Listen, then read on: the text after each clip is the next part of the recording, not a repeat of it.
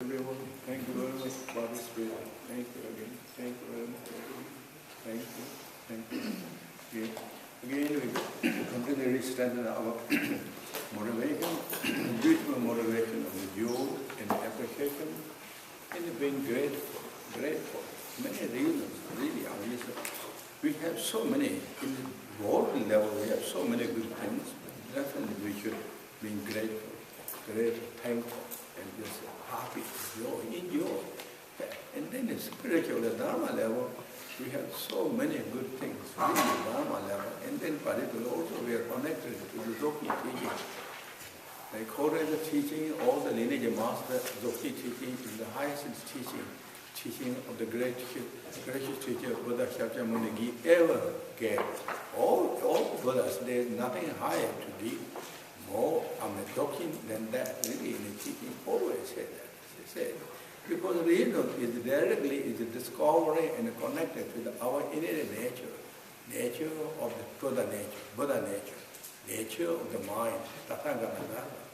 All the other Buddhas' teaching generally, all until the Dzogchen teaching is all done connected with mind. Mind is leading the mind. Mind is leading the mind. So mind is supported to mind, which is wonderful. It is like homeopathic techniques. Use the same technique to dispel the difficulty of that trouble. Same technique is homeopathic. So all that until the Dzogchen is mind, by this helping to the mind, and this can then move to the enlightenment state, which is wonderful. In the Dzogchen teaching, particularly also in the teaching mentioned, this is like fifth instruction teaching, the what we are following, the Togal teaching is really directly, not just the mind by the mind, it's directly connected to wisdom, primordial wisdom. So it's wisdom, it's two wisdoms. What in the teaching said, the mind, use mind as part, or the wisdom as part. All the other teachings are use mind as part.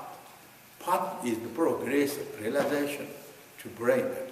But Dzogchen, instantly, wisdom as part, that immediately connect to the nature. And also we mentioned, or according to the teaching, I repeated, and you all heard so many times, what that is. For example, symbology, looking to the lookers. That moment, we are to the ultimate state of the true nature. There is nothing higher, deeper, vast, and profound, pure than that, really. But now, what it is, we have to maintain. That is what we have to keep. Also maintaining, although we maintain exactly as nature, the wisdom, primordial wisdoms. Those are techniques used as three immovable techniques. We maintain it. And any duality, any interference can be liberated. Those are techniques we heard. During the post-meditation state, we liberate it. During the post-meditation, we liberate it. If we can. As much as we can liberate all the disturbance, emotional conception, that means, that is a sign of how we are good practitioners. If we can liberate it as it arises incidentally, we are the top cookies, really top cookie of the practitioner. You are now fearlessness. But if you can liberate it after a few seconds or few minutes, or like 15 minutes, still good, not whole day and reading. Then, but if you carry that continually, even we practice Dzogchen and that emotion carry continually, then we may almost be the same as a regular person, unpracticed. Nothing much really different. So if measurement of the realization is not somebody said something to you or something you had dreamed, the vision, all these things, ask ourselves how much really we are progressing, how much are we liberated. And then same time in teaching, how much joy you have, how much appreciation you have, how much bodhicitta you have. Kindness comparable. Those are the nugget sign of the realization achievement in the teaching set. It really said. All the others, visions and dreams, and somebody said, oh, I might be told that this, that is all we trick into ourselves. Not really that. But after we happen all those beautiful dreams and visions, same time we have so much compassion, love, kindness, and we can liberate all the emotions there, then excellent. Then excellent. Then that vision and dreams are good vision, is a true sign. But otherwise, those dreams and visions, many times in the teaching, they're tricking, and that will then deviate us from the path and the mean streams. Therefore, be practitioners, be practical, strong, and more sensible, staying on the ground, not hovering, carried by the force of the all different. That's what great Master Padma said, not carried by rainbow moths, and kind of soaking all the things, but the reality is nothing really happened in our heart and mind. So, so all those reasons, we have such a beautiful really teaching. All this we are connected with this great, generally Buddha teaching, particularly Tantra teaching and Dzogchen teaching is our treasure, your treasure. It's not something that is happened. Truly, you're connected to this. In Buddha teaching, say there is no accidental that always has beautiful cause and condition on the scene, behind the scene, far distant scene. That's all coming on the kind of materializing, and therefore really this is all connected to it. Genuinely kind of you have devotion, joy, appreciation, particularly Dharma, to the Dharma, and particularly to Dzogchen teaching is your. That means you're connected. Truly, you're connected. Therefore, by having those things, increase more joy and appreciation, devotion, bodhicitta, that will make more bloom, more glowing, more really activating that, and then just become one of the really beautiful persons, beings in this whole world, and we can be happy in the joy, be in simple, humble, be happy in the joy, but leave this world with joy and happy, and our future bright. Destination is really bright according to teaching and all the great masters. Then we have to be, because the cause tells the future. How what we are doing now will tell the future. Even though we don't see the future, we don't have omniscience to judge the future, but if we do good things, based upon the compassion and bodhicitta, and practice all these, that really tells the future is how that will be. Therefore, all this big practice is so special, and feel happy and joy with that, and then bodhicitta thought, vastness, motivation, and bodhicitta again, the motivation, vastness, motivation, and bodhicitta for all the sentient beings, living beings, and wishing good things. Even we do short practice in meditation, but if we do good bodhicitta thought, really in the teachings, it makes so much powerful, and then we dedicated that merit. Also, with the same way for all the living beings, not just selected this and that. We can highlight those loved ones we love that to that person, and then all the beings, the sentient beings. That's dedicated. That is the bodhicitta thought all the time, and the dedication and aspirations are so important. In the teaching mentioned that really the aspiration is the tool, T-O-O-L, tool to actualize all the realizations and the fulfillment, all the visions. When we do the aspiration, we're making wish. That means we are opening the door what we like to be in the future, what we like to achieve. I may all living be free from suffering. That is the intention. You said it's called mind, but everything is according to Buddhism, it's created by mind. Everything is not started, came to us.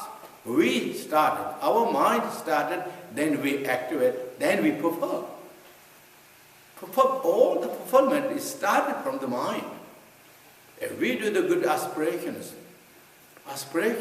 really that is the tool in the Buddha's teaching. See, the aspiration is so important. With the good heart, with the good bodhicitta, and with every have the aspiration, pray for that. That is also wishing bodhicitta. I wish wishing bodhicitta. Bodhicitta has a truth, right? Wishing bodhicitta and actualizing bodhicitta. Wishing bodhicitta is a wish sentient being. That means you can't do immediately by the work, physically, verbally, you cannot solve the problem, but sincerely you're wishing. we're wishing. I want, wish, may all living beings have happiness and cause of happiness. Sincerely thinking that. And what in teaching said, when bodhisattvas, when they reach, for example, women, when they reach to this, when, for example, but the paramatas, 6 paramata is very renowned, but 6 paramata, last paramata, the 6th paramata, which is the wisdom paramata, is divided into 4 more. 4 more. Those are known as and paramata of the skillful means, paramata of the aspirations, paramatas of the power.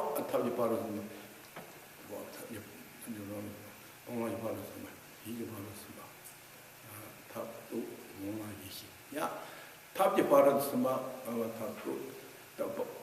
sorry, I think maybe I mixed it a little bit. The paramata of the skillful means, paramata of the power, paramata of the aspirations, paramata of the wisdom, primordial wisdom. Those are 4 paramatas divided furthermore these wisdom paramatas. And this, when that fulfilling, the aspiration paramata, on the 9th bhumi in the teaching said.